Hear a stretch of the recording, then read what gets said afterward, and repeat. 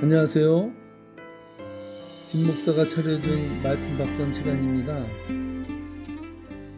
오늘은 욥기서 22장과 23장 말씀이 되겠는데요. 이번에 등장한 선수는 엘리바스입니다. 오늘 본문은 욥과 세 친구의 대결 3차전이 됩니다. 3차전에 1라운드에 처음 1차전에 1라운드에 등장했던 엘리바스가 드디어 바톤을 터치하고 전면에 나섰습니다. 제가 지금까지 계속해서 욥기서를 21장까지 쭉 묵상해 오면서 여러분은 어떤 생각을 하셨습니까? 욥기서를 읽으면서 제가 한 가지 깨달은 것은 욥기서를 온전히 잘 습득하면 우리가 신앙하는 것, 우리가 하나님이 인간을 보는 관점, 그리고 이 세상 속에 살아가면서 우리가 하나님의 말씀이라고 생각하는 것들, 하나님의 뜻이라고 생각하는 그 관점이 사실은 세상 도덕적이고 윤리적이고 또한 세상적인 편에서 바라보는 잣대라는 것을 우리가 발견하게 됩니다.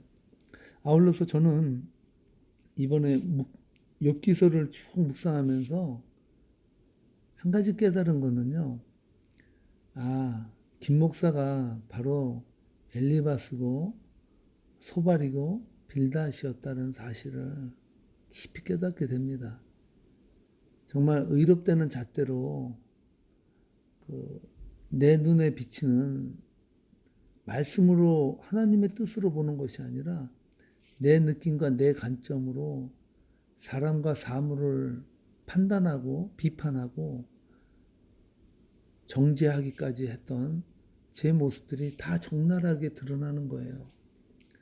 욥기는요, 다른 사람을 보는 눈을 키우는 것이 아니라 내가 보는 관점을 다시 한번 재해석하고 돌아보는 시간이 될 때 욥기서의 진수가 거기에 있다라고 저는 생각합니다.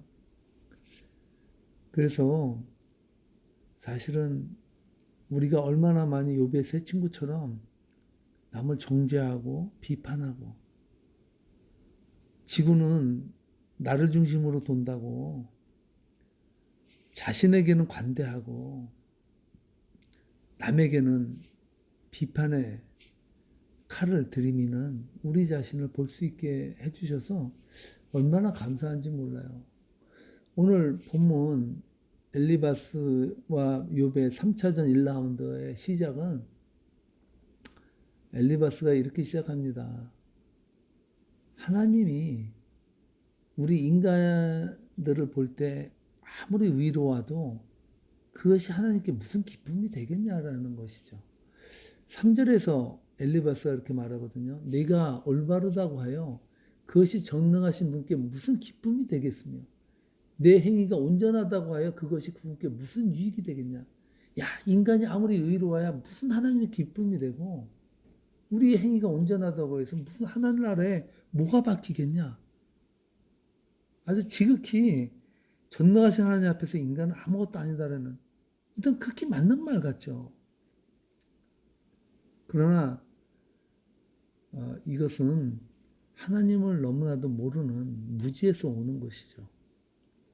하나님은 우리의 머리털까지 다 세시고 계신다고 말씀하시죠.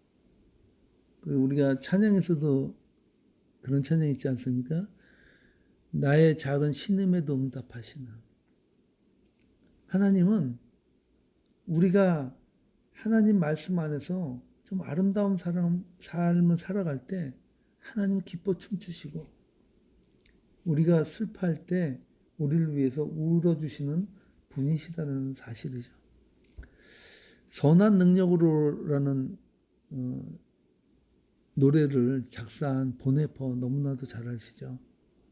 독일 히틀러에게 저항해서 형장의 이슬로 살아갔던 정말 천재 중에 천재, 신학자 중에 신학자였던 이 보네퍼는 우리 인간들, 그러니까 그 악의 세력 앞에서 죽을 수밖에 없는 그런 환경 속에서도 그는 그리스도는 우리를 돕고 계신다라고 고백하고 있습니다. 그 돕고 계심이라는 것은 그가 전능함으로써가 아니라 그의 약하심과 고통하심으로 우리를 돕고 계신다라고 말하고 있습니다. 때로는 우리는 하나님께서 칼을 들고 이 세상을 완전히 치시는 그런 정복자 하나님으로 이해하는데, 보네포는 우리 하나님은 우리 인간을 돕는데 전능하심이 아니라 자신의 그 약함과 고통을 통해서 함께 고통하고 아파하는 그런 모습으로 우리를 돕고 계신다는 거예요. 엘리 위제레라는 분이 그의 책 흑야에서 죽음의 수용소 아우슈비츠의 일화를 이렇게 소개하고 있습니다. 한 번은 어린 소년이 사소한 수용소 규칙을 어겼다는 이유로 모든 수용자들 앞에서 교수형에 처해졌습니다. 그의 몸이 밧줄에 매달렸을 때 위젤은 누군가 묻는 소리를 들었습니다. 하나님은 지금 어디에 계십니까? 그런데 그때 위젤의 마음속에는 이러한 소리가 들렸다고 합니다. 그가 어디에 계시냐고? 그는 바로 여기에 지금 이 교수대에 저 소년과 함께 매달려 계신다. 하나님은 어디에 계시는가? 그분은 고통당하는 하나님의 자녀들과 함께 고통당하고 계신다는 영감의 소리를 들은 것입니다. 여러분, 하나님은 우리의 고통에 눈 감는 하나님이 아니에요. 우리가 하나님께 얼마나 잘해야 한다고 해서 하나님이 기뻐하겠냐? 엘리바스는 그렇게 말하지만 하나님은 우리의 작은 신음에도, 작은 기쁨에도 함께 울고 웃으시는 분이라는 사실이죠. 엘리바스가 이렇게 말합니다. 21절에서 보면요, 이렇게 말해요. 그러므로 너는 하나님과 화해하고 하나님을 원수로 여기지 말아라. 그러면 하나님이 너에게 은총을 베푸실 것이다. 욥에게 말하는 것이, 너는 하나님과 뭔가 꼬인 게 있고 잘못된 게 있어. 너가 그것을 풀지 않으면 절대 하나님 앞에 못 간다? 이렇게 말했다는 거죠. 그러면서 30절 말씀에 보면은 이제 전곡을 찌르는 엘리바스가 말하고자 하는 핵심이 거기에 들어있어요. 뭐라고 말하냐면요. 그분은 죄 없는 사람을 구원하신다. 너도 깨끗하게 되면 그분께서 구해줄 것이다. 구원은 네가 깨끗하고 나서부터, 네가 죄로부터 해방되면 그때 구원하셔 주신다는 거예요. 엘리바스가 가지고 있는 하나님에 대한 이해를 아시겠죠?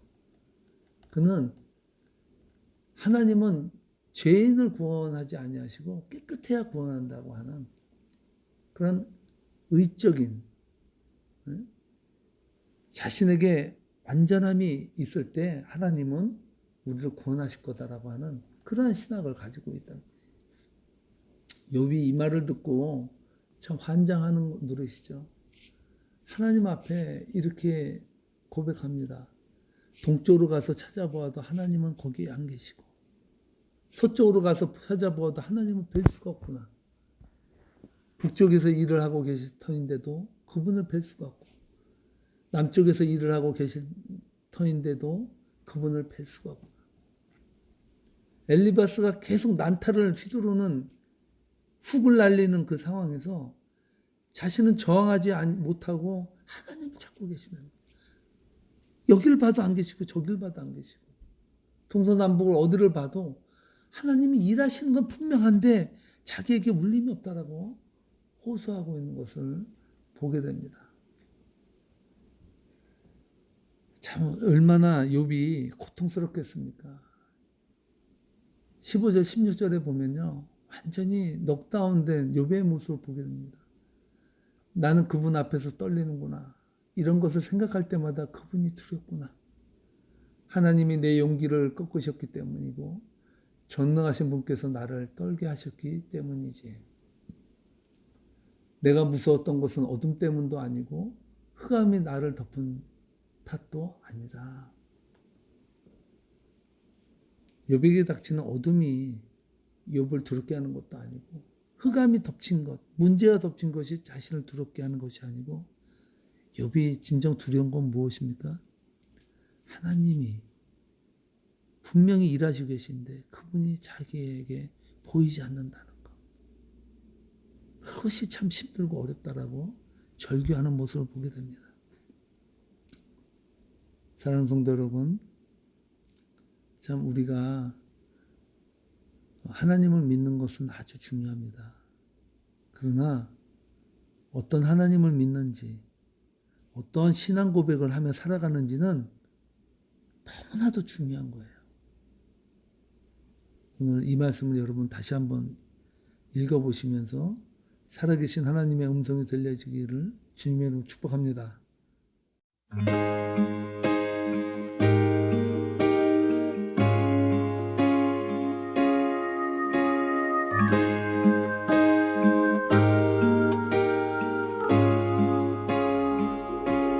온 땅의 주인 되신 주님이 내 이름 아시며 사랑만 돌보네. 어둠을 밝히시는 새벽별, 방황하는 내 맘 주의 길 비추시네.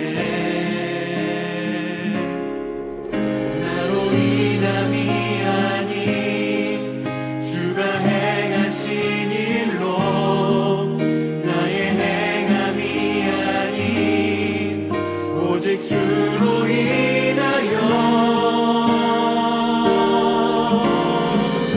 나는 오늘 피었다 지는 이름 없는 꽃과 같네. 바다에 있는 파도 안개와 같지만 주는 나를 붙드시고 부르짖음 날 귀하다 하시네.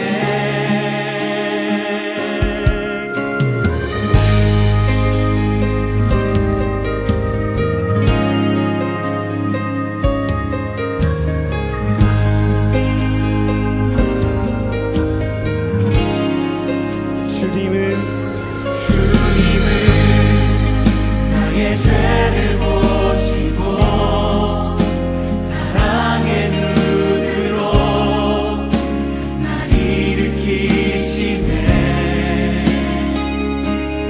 바다를